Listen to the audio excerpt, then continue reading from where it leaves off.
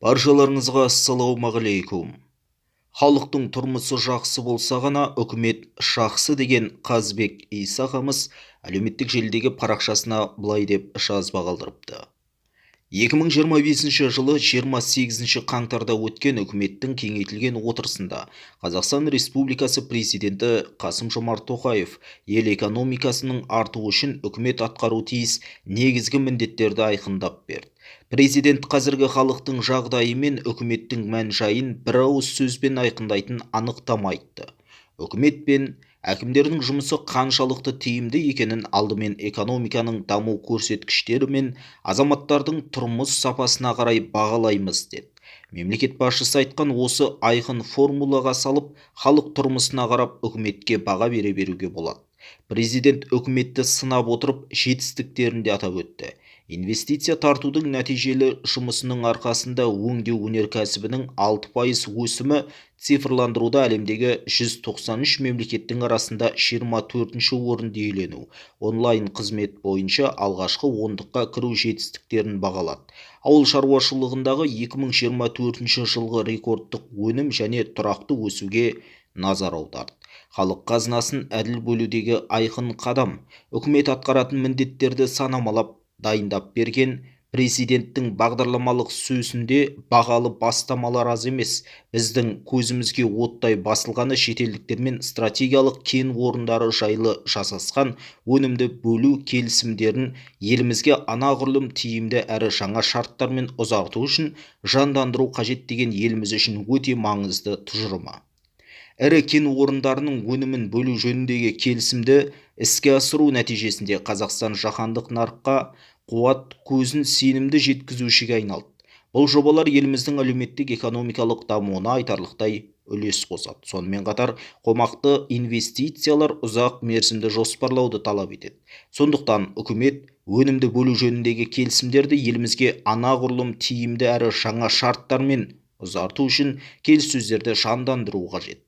Бұл халық қазынасын әділ бөлудегі айқын қадам. Осыдан 30 жылдай бұрын тәуелсіздікті енді алып, етек жеңімізді жауып, есімізді жиып ала алмай жатып, мұнай-газ секілді стратегиялық кен орындарын игеру туралы шетелдік ірі инвесторлармен жасалған өнімді бөлу келісімі туралы келісім шартта қазақ елінің мүддесі толық қорғалды деп айта алмаймыз. Оған еліміздегі алып мұнай мұхитынан халыққа тамшы ғана тиіп отырғаны дәлел.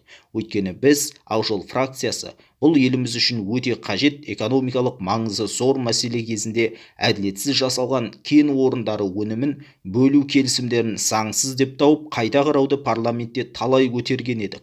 Мәжіліс депутаты Азат Перуашев бастап, біз қостап, үкіметке құпия келісім шарттарын жариялауды талап етіп, 4 рет депутаттық сауал жасағанбыз.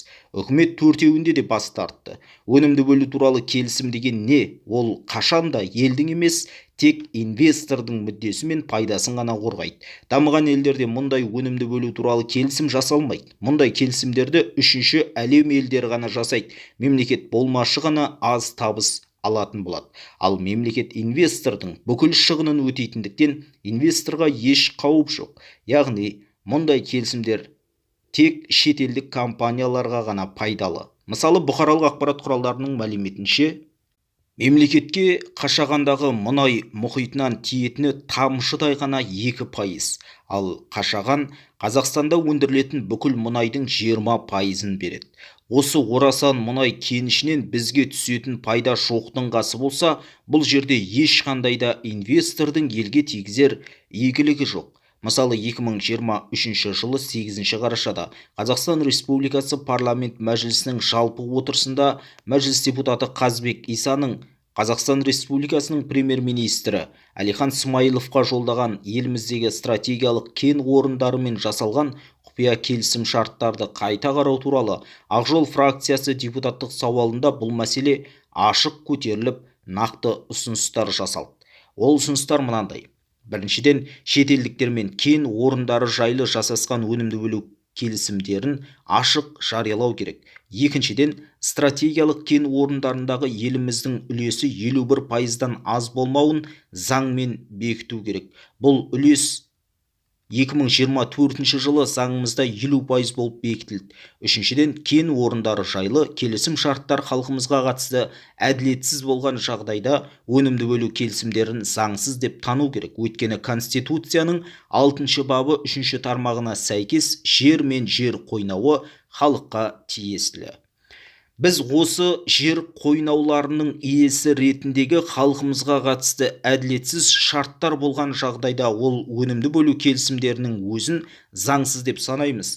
Ал ол үшін қоғам өнімді бөлу келісімдер шарттарын өздері білу керек. Сондықтан біз оларды жариялауды талап етеміз. Төртіншіден, Конституцияға сәйкес Қазақстанда халықаралық шарттар парламент оларды ратификациялаған жағдайда ғана ұлттық заңнамадан үстем бола алады. Ал өнімді бөлу келісімі парламентте талқыланбаған және ратификацияланбаған, сондықтан олар біздің заңдарымыз бен конституциямызға бағынуы тиіс.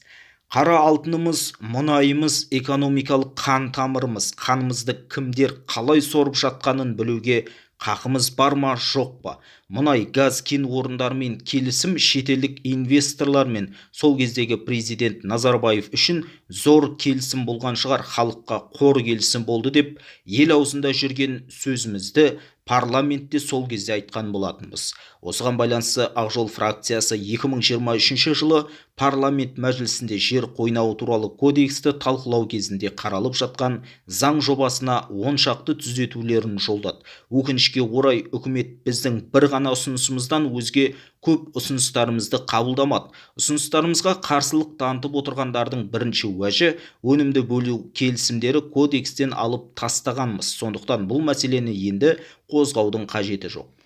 Кодекске сай жаңа өнімді бөлу келісімі болмайды, алайда ескі өнімді бөлу келісімнің күшін ешкім жойған жоқ. Олар 2033 және 2041 жылдарға дейін қолданыста болады. Сондықтан оларды Қазақстан халқының пайдасы үшін жариялап қайта қарау туралы ұсыныс әлі 20 жылдай өзекті болмақ. Осыған орай біз қолданыстағы өнімді бөлу келісімдеріне қатысты түзетулер енгізуді талап ете береміз. Қазақстанда әлемдік банк зерттеуінше сирек асыл қазыналарға жатқан 5000 кенішінің құны 46 триллион доллардан асады. Миллион емес, миллиард емес, тіліміз келмейтін триллион. Күнде құлдырап бара жатқан құны арзан теңге емес, алпауыт ақштың қымбат долларымен есептегенде 46 триллион.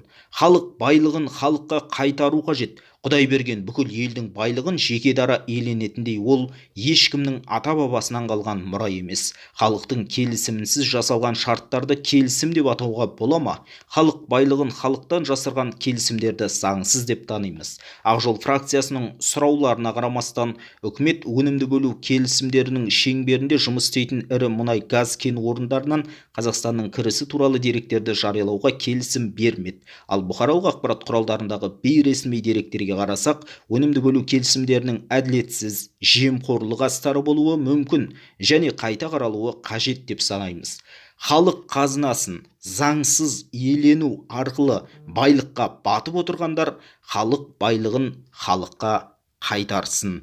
Біздің бұл талабымыз тегін болмағанның дәлеліндей, кейін қазақ үкіметі шетелдік алпауыт инвесторлардан келісім шарттар талабының бұзылуына байланысты деген айыппен 150 миллиард доллар айып ақы талап етті, бірақ бұның ақыры не болғаны белгісіз. Қазақстан президенті Қасым Жомарт Тоқаев 2022 жылы жазда да шетелдіктермен стратегиялық кен орындары жайлы жасасқан өнімді бөлу келісімдерінің 30 жыл бұрын басқа жағдайда жасалғанын, қазір оларға түзету енгізу керектігін айтқан болатын. Енді міне кеше үкіметтің кеңейтілген отырысында тағы да үкімет өнімді бөлу жөніндегі келісімдерді елімізге анағұрлым тиімді әрі жаңа шарттармен ұзарту үшін келіссөздерді жандандыруы қажет деп айтып өтті. Енді не дұрыс, іске кірісу керек үкімет. Біз бұны парламенттегі өте маңызды мәселе туралы халық талабын жеткізген депутаттық сауалдарымыздың іске аса бастауы деп біліп қуана қолдаймыз. Естейтін мемлекет дегеніміз осы болар. Қазбек Иса, Қазақстан Республикасы парламент мәжілісінің депутаты.